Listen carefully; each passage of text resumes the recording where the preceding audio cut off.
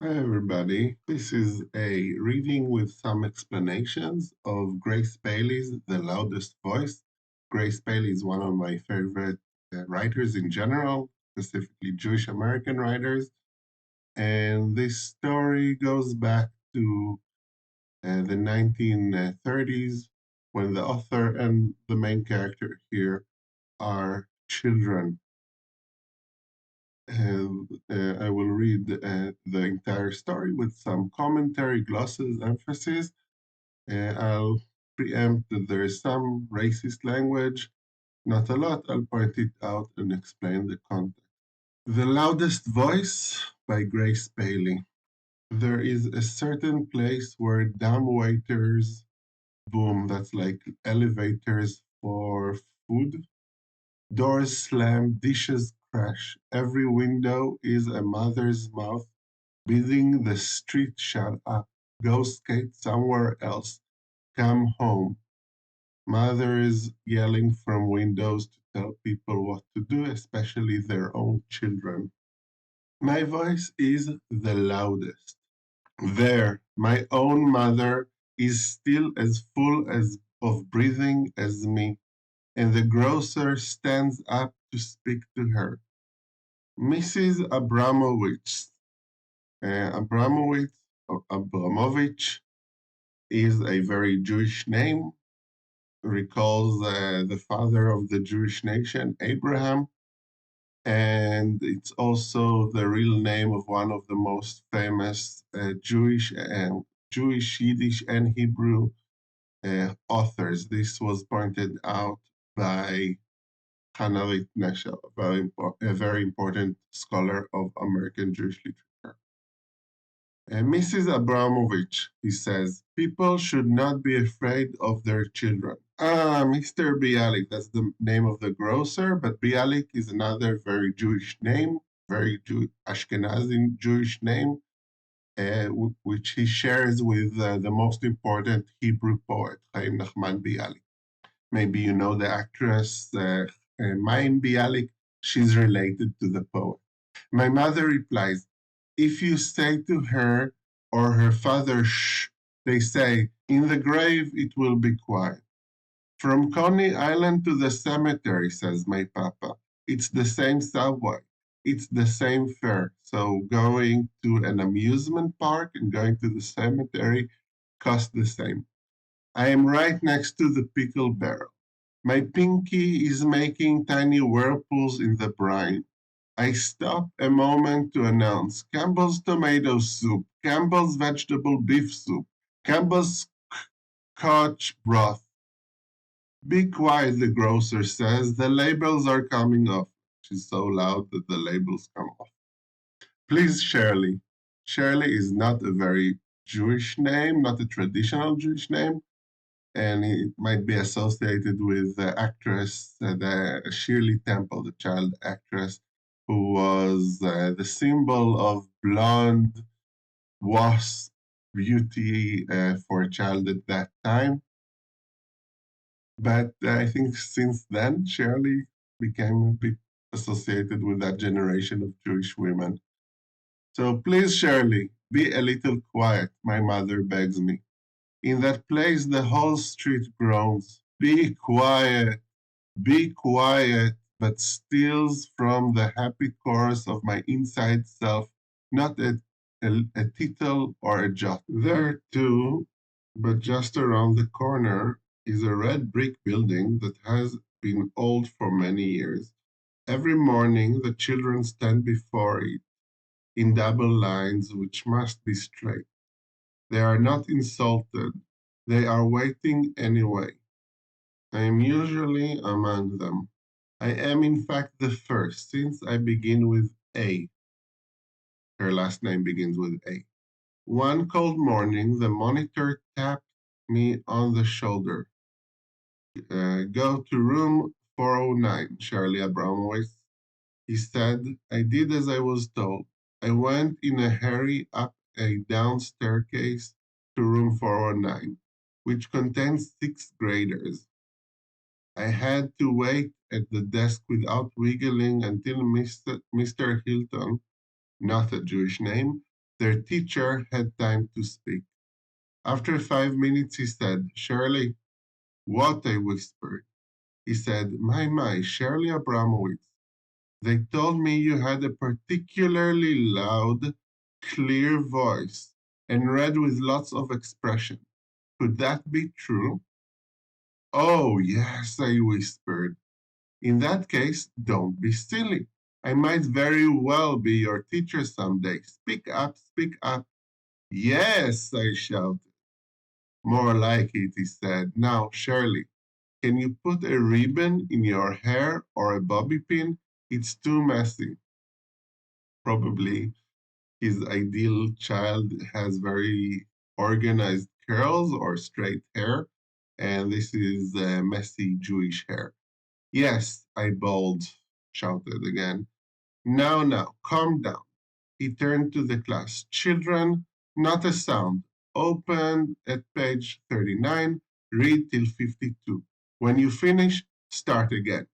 He looked me over once more. Now, Shirley, you know, I suppose, that Christmas is coming. We are preparing a beautiful play. Most of the parts have been given out, but I still need a child with a strong voice, lots of stamina. Do you know what stamina is? You do? Smart kid. You know, I heard you read The Lord is My Shepherd, which is from Psalms, a text that is shared by Christians and Jews, but now he wants her for the Christmas pageant, which is obviously only Christian. In assembly yesterday, I was very impressed. Wonderful delivery. Mrs. Jordan, another name that might be Jewish but usually isn't, your teacher speaks highly of you. Now listen to me, Shirley Abramowitz. If you want to take the part and be in the play, repeat after me. I swear to work harder than I ever did before. I looked to heaven and said at once, Oh, I swear. I kissed my pinky and looked at God. That is an actor's life, my dear, he explained. Like a soldier's, never tardy, never late or disobedient to his general, the director. Everything, he said, absolutely everything will depend on you. That afternoon, all over the building, children scraped and scrubbed the turkeys and the sheaves of corn off the schoolroom window. All the Thanksgiving stuff, Thanksgiving being more of a non denominational, national, secular holiday, though it does have religious content.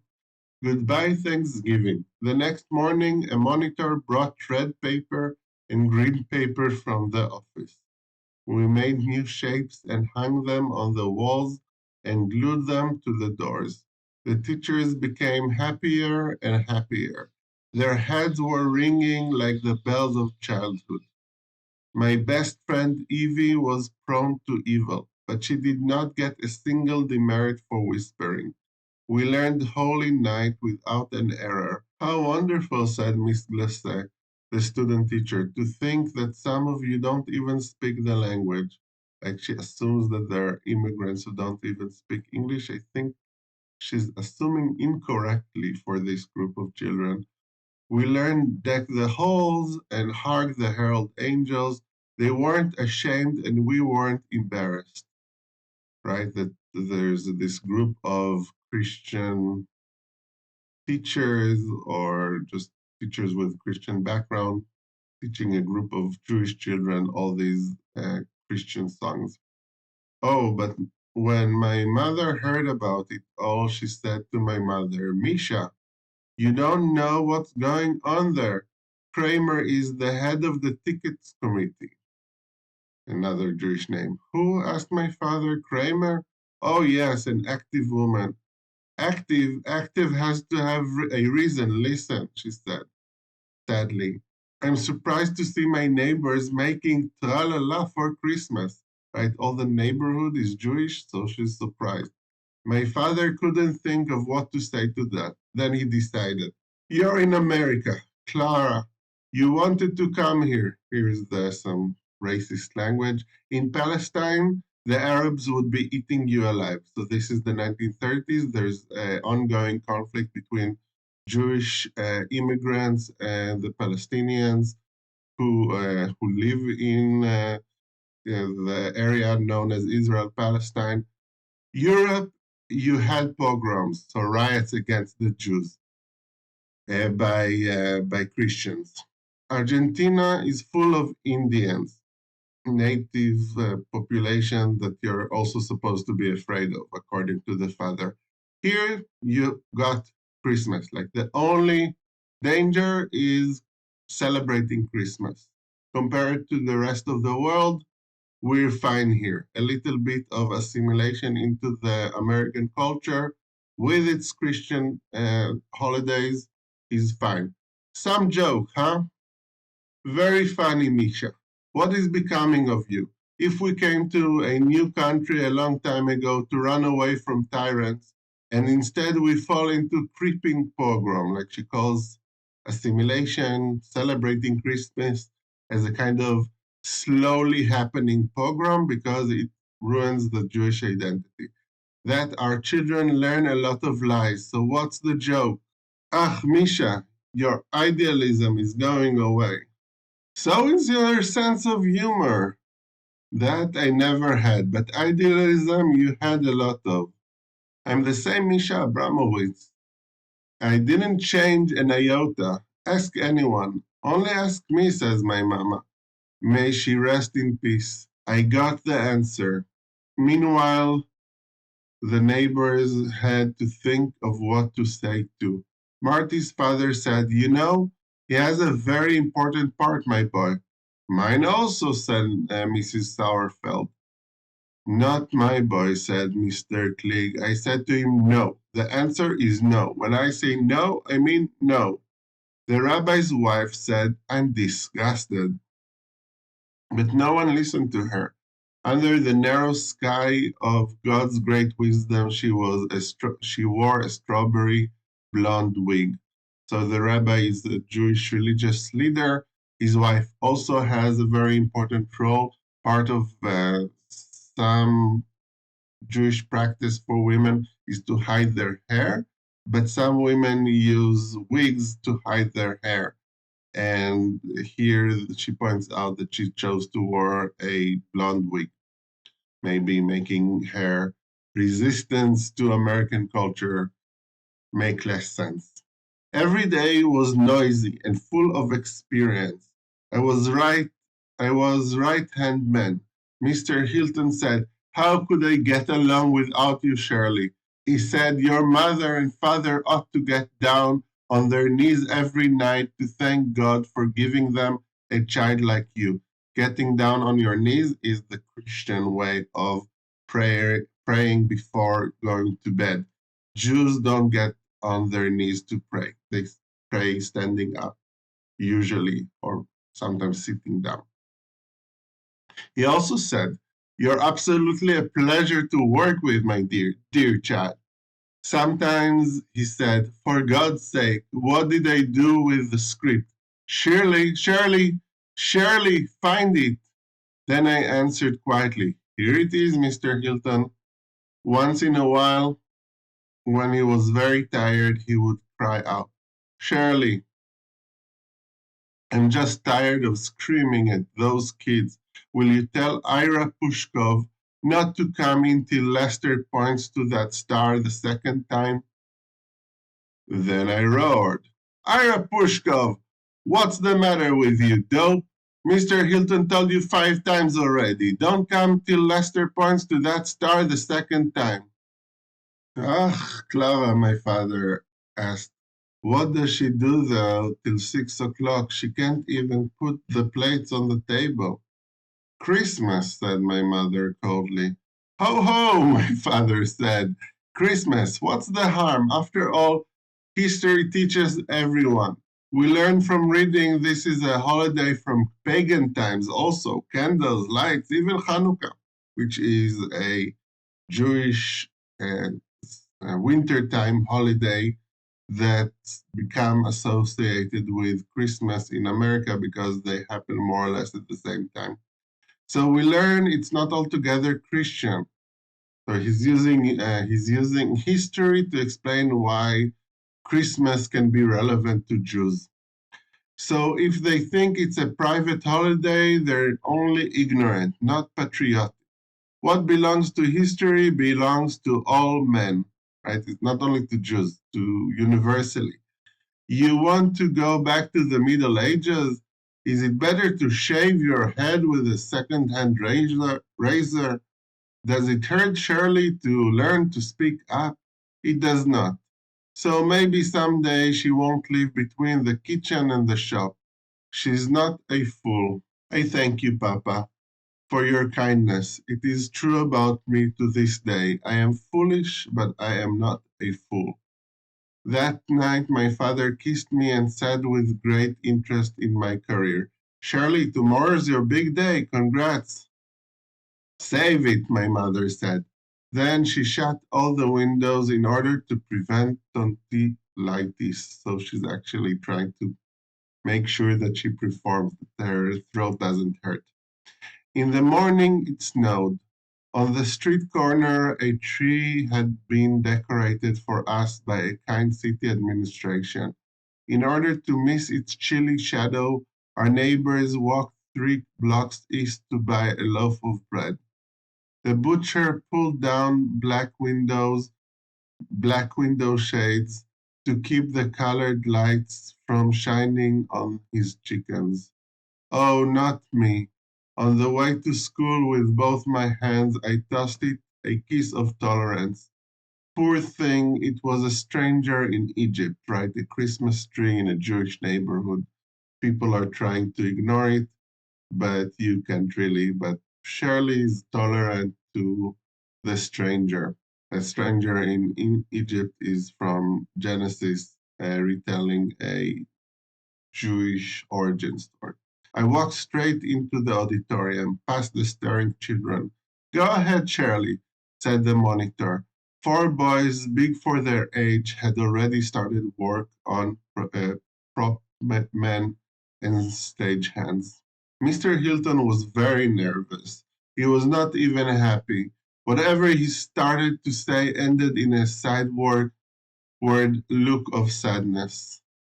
He sat slumped in the middle of the first row and asked me to help Miss Glacé. I did this, although she thought my voice too resonant and said, show off. Parents began to arrive long before we were ready. They wanted to make a good impression.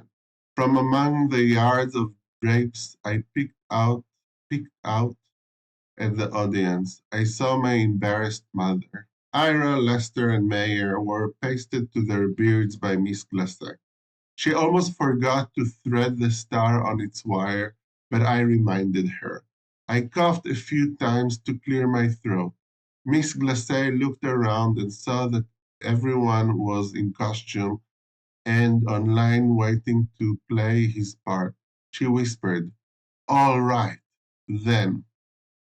Jackie Sauerfeld, the prettiest boy in first grade, parted the curtains with his skinny elbow and in a high voice sang out, Parents dear, we are here to make a Christmas play in time. It we give in narrative and illustrate with pantomime. He disappeared. My voice burst immediately from the wings to the great shock of Ira, Lester, and Mayer, who were waiting for it but were surprised all the same. I remember the house where I was born. Miss Glacé yanked the curtain open, and there it was, the house, an old hayloft where Celia Kornblau lay in the straw with Cindy Lou, her favorite doll. Ira, Lester, and Mayer moved slowly from the wings towards her, sometimes pointing to a moving star and sometimes ahead of Cindy Lou. It was a long story and it was a sad story. I carefully pronounced all the words about my lonesome childhood while little Edie Brownstein wandered upstage and down with her shepherd stick looking for sheep. I brought up lonesomeness again, and not being understood at all, except by some women everybody hated.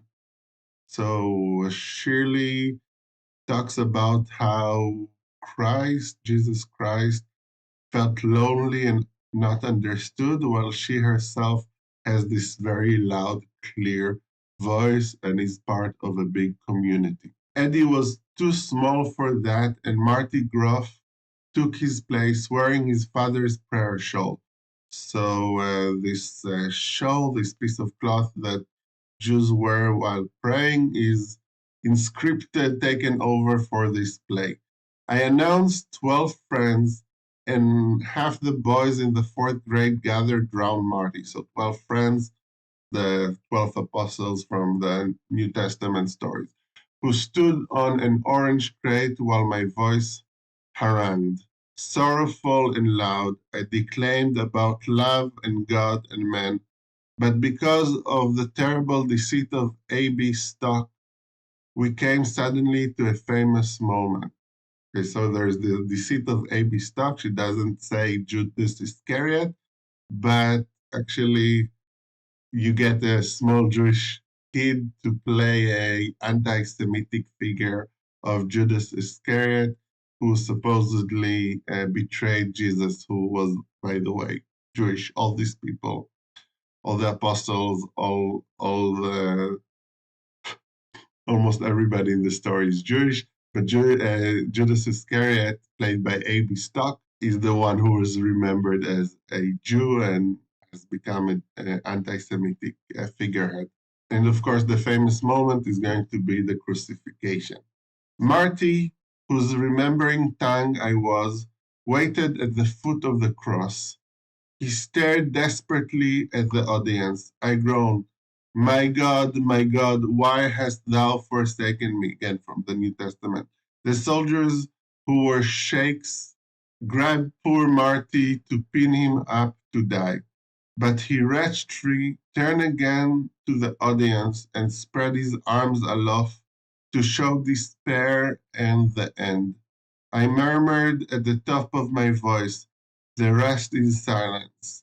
But as everyone in this room, in this city, in this world now knows, I shall have life eternal. So that's the basic Christian belief, that even though he was crucified, Christ was resurrected and has life eternal. They, this is not part of Shirley's belief system. This is part of the people who wrote the play's belief system. That night, Mrs. Kornblau visited our kitchen for a glass of tea. How's the Virgin? Asked my father with a look of concern. Right, her daughter played the Virgin Mary in the play. So how's the Virgin? For a man with a daughter, you got a fresh mouth, Abramowitz. Here, said Mr. and my father kindly, have some lemon. It will sweeten your disposition. They debated a little in Yiddish, then they fell in a puddle of Russian and Polish, right? They moved from the English that Shirley understands to a mix of different languages and different language from Eastern Europe. What I understood next was my father who said, still and all, it was certainly a beautiful affair. You have to admit, introducing us to beliefs of a different culture, right? He's like, I'm an anthropologist exploring this new culture, not somebody from a smaller culture being oppressed by the larger culture. Well, yes, said Mr. Kornblau. The only thing you know, Charlie Turner, that cute boy in Celia's class, a couple others, they got very small parts, or no part at all, in very bad taste, it seems to me. After all, it's their religion. So the Christian kids didn't get big parts. Ah, explained my mother. What could Mr. Hilton do? They got very small voices. After all, why should they holler? Why should they shout? The English language they know from the beginning by heart. It's their language. They don't need to speak up. They get what they want even if they don't speak up. They're blonde like angels. You think it's so important they should get in the play? They're going to have an easy life anyway. They don't need to be on stage. Christmas, the whole piece of goods, they own it. So she doesn't accept the father's take that we are just objective observers of Christianity. No, they they are in control here. They are the dominant culture. I listened and listened until I couldn't listen anymore. Too sleepy, I climbed out of bed and kneeled. I made a little church of my hands. She's praying more like Christian now than maybe how her family prays, if they pray at all. But she begins with Hear, O Israel, which is a Jewish prayer, Shema Israel in Hebrew. Hear, O Israel, again, having to do with listening because her voice is loud. Then I called out in Yiddish, please, good night, good night. Shh, my father said, shh yourself, and slammed the kitchen door. I was happy. I fell asleep at once. I had prayed for everybody. My talking family, right? She's living in this family that are constantly talking. I love that expression, my talking family.